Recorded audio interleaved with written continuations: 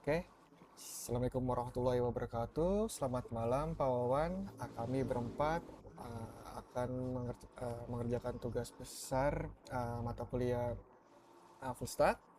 Perkenalkan, nama saya Juara Putra Utama dengan nomor induk mahasiswa 41231163.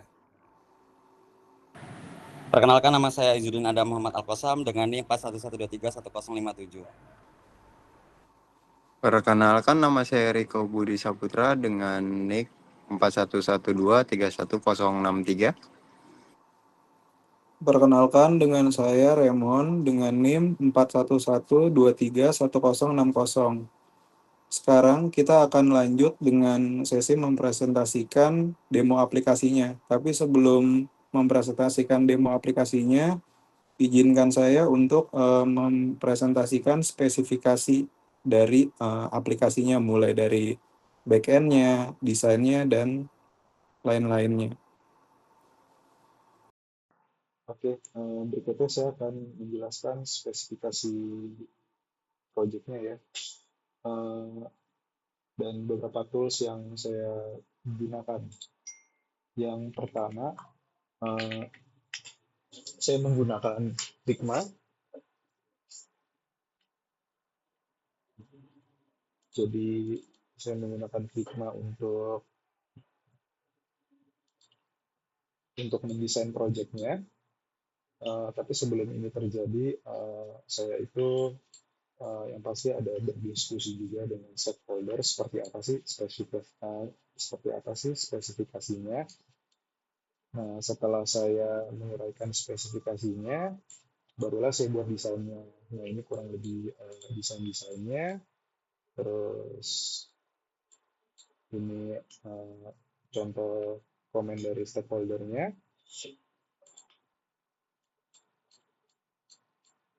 Oke, itu dari Figma-nya. Setelah Figma selesai, tentunya kita ada project board ya untuk tracking masing-masing tugasnya.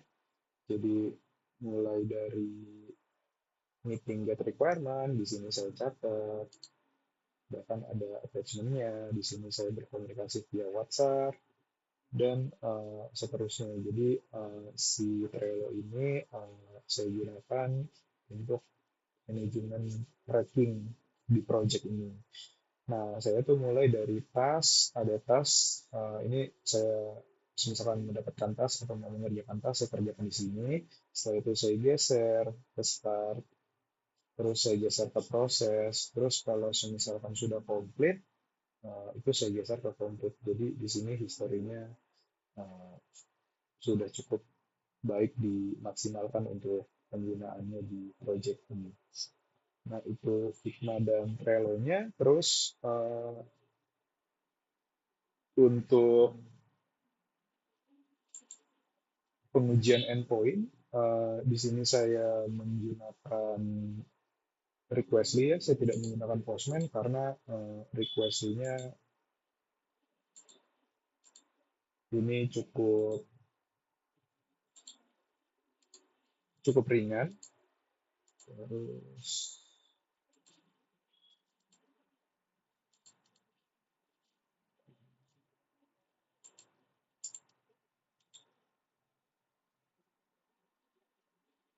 ini kita coba send request. Nah, request-nya udah dapat. Jadi kurang lebih itu peran dari si Requestly-nya. Terus untuk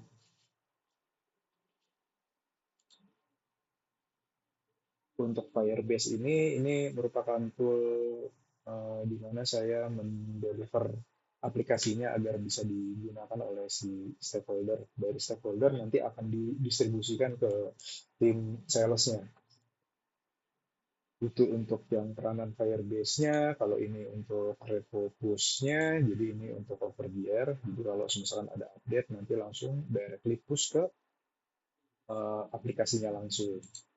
Terus ini Alibaba Cloud-nya, jadi kalau servernya saya taruh di Alibaba, kita coba ya.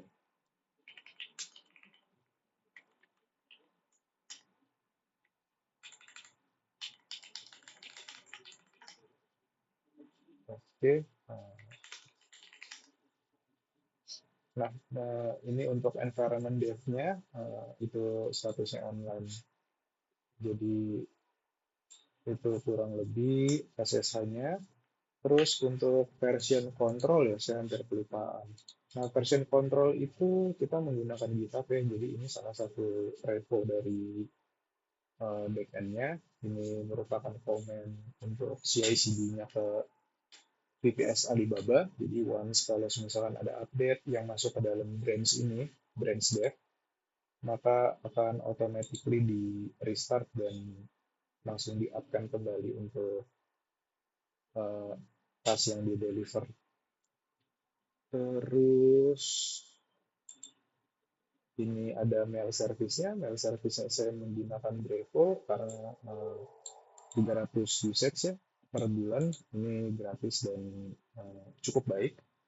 Terus untuk stage ini saya gunakan sebagai fetching aja. Jadi Redis saat ini saya gunakan hanya sebagai OTP aja.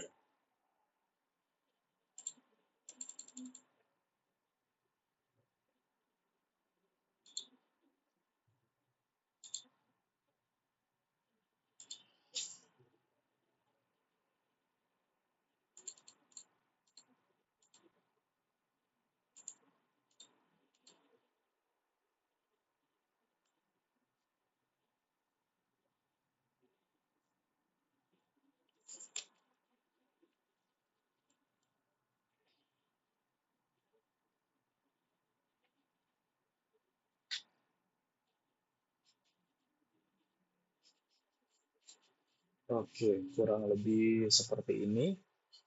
Terus kurang lebih spesifikasinya itu yang bisa saya sampaikan. Kita akan lanjut untuk langsung demo dari sisi aplikasinya. Baiklah, sekarang kita akan lanjut untuk demo aplikasinya. Sebentar saya.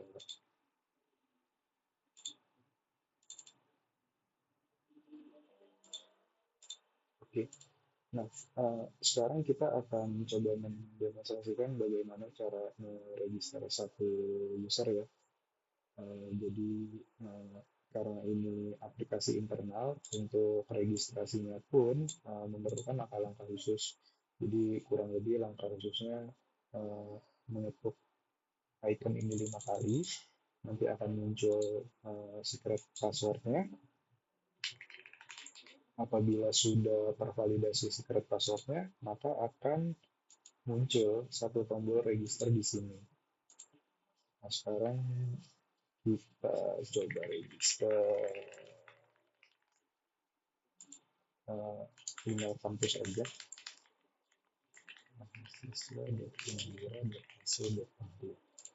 Nah, untuk passwordnya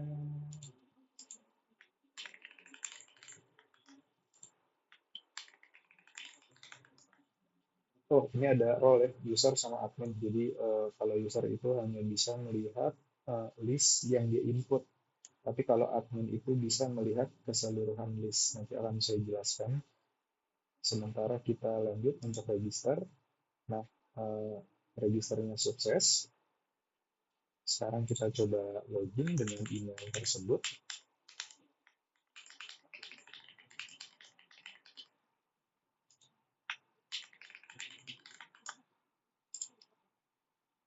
Nah, di sini verify your account, artinya ada email yang sudah terkirim ke email tersebut. Sebentar.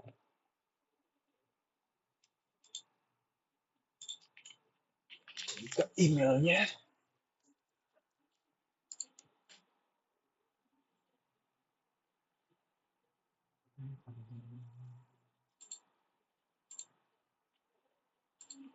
Oh, sama sekalian, ini kan tadi saya sempat menyebutkan ya kalau ini nih di cover oleh Redis-nya. Sekarang pasti di Redis-nya ada. Jadi ketika kode ini sebenarnya udah terverifikasi, maka dia akan hilang. Dan ini punya waktunya saya taruh defaultnya itu 5 menit. Jadi ini secara caching dari Redis-nya, tapi secara flow yang beneran kita bisa lihat dari emailnya. Submit, ketika sudah berhasil diverifikasi, maka dia akan masuk ke dalam home-nya, terus otomatis di sininya hilang karena sudah diverifikasi. Nah, untuk verification-nya ini unik ya, jadi kalau ada 5 orang pasti ada 5 list di sini. Oke, itu untuk registrasi. Sekarang kita login dulu. Sekarang kita login dengan email yang sesungguhnya atau email yang ada datanya. Oh, ada fitur yang kelewat. Ini fitur forgot password ya. Jadi fitur forgot password pun juga sama.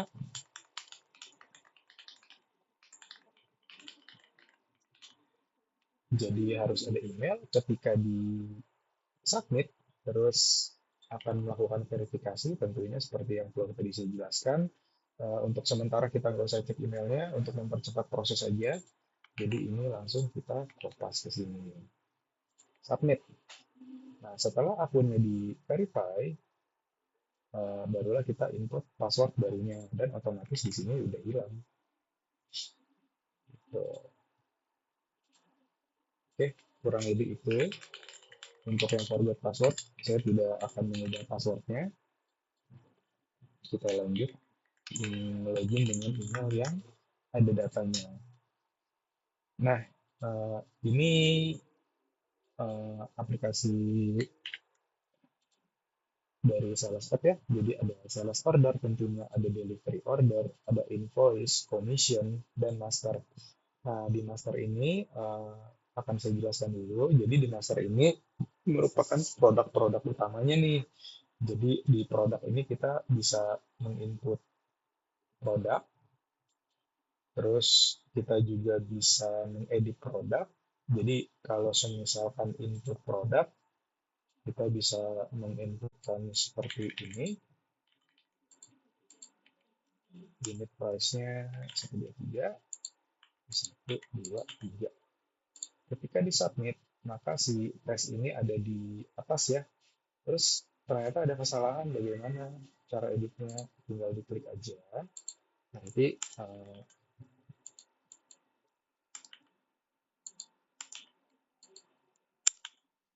tinggal di submit.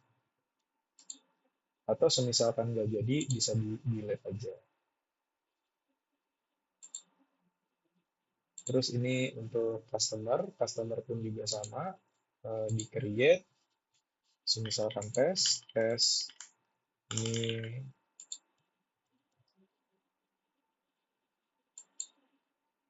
tidak ada di list.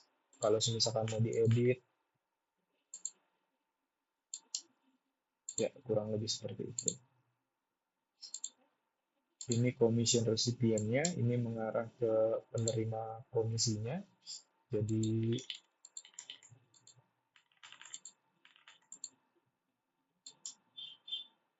kalau mau diedit pun sama langkah-langkahnya, tapi kita tidak edit di sini. Oke. Nah, kalau logout kita kembali ke screen utama, sudah saya demokan tadi. Nah, terus di sales order. Nah, sebelum masuk ke create sales order, di sini ada list startnya. Kalau hijau itu sudah diproses, kalau yang ini belum diproses. Nanti akan saya jelaskan. Terus juga di sini ada start date sama end date. Nah, start date ini akan memfilter sales ordernya berdasarkan tanggal. Jadi kalau misalkan tidak ada, pasti dia akan menampilkan kosong. Tapi kalau misalkan ada, pasti dia akan menampilkan listnya. Nah, terus untuk create sales order, pertama kita mesti pilih nih customer-nya siapa. Misalkan toko baju Sinar Jaya, produknya apa, marmer putih.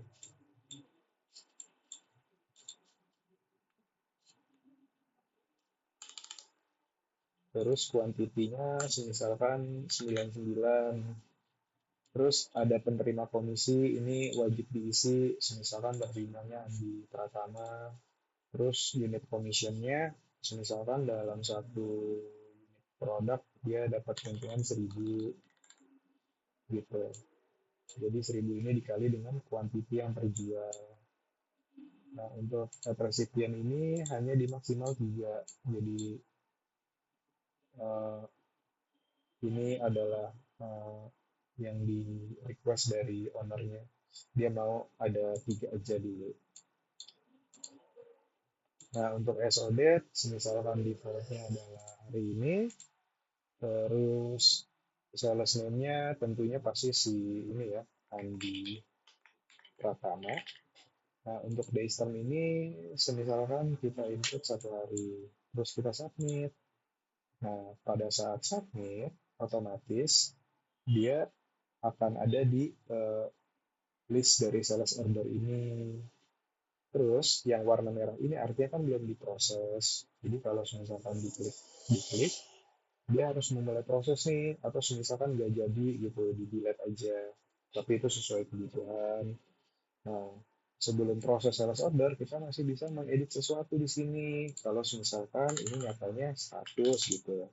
Nah, otomatis kalkulasi di sini pun akan berubah gitu. Atau misalkan di sini kegedean, kekecilan, harusnya ambil untung 2.000.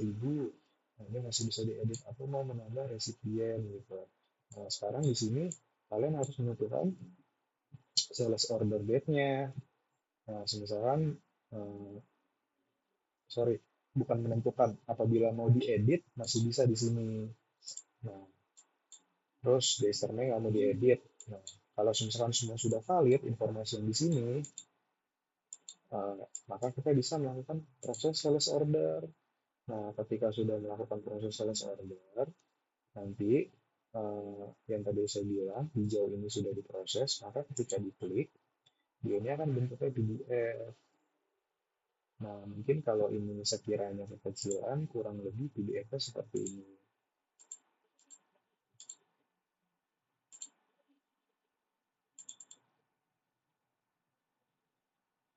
Jadi di sini judulnya, order ID-nya, statusnya, terus di sini ada resipiennya, itu untuk ya sales order.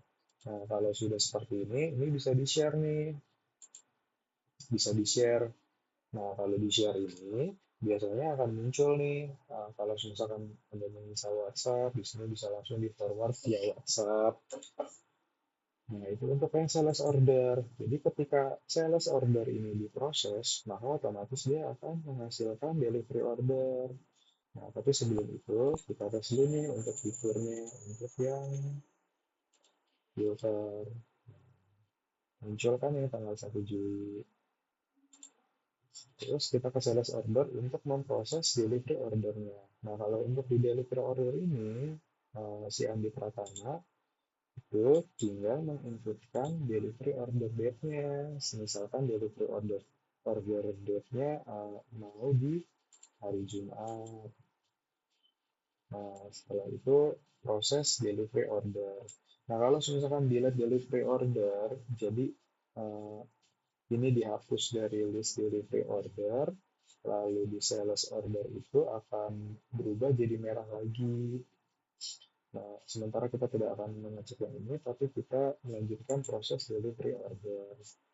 Nah, ketika sudah di delivery order, otomatis dia jadi hijau, dan dia akan muncul di bagian invoice. Tapi sebelum kita melangkah, kita cek dulu untuk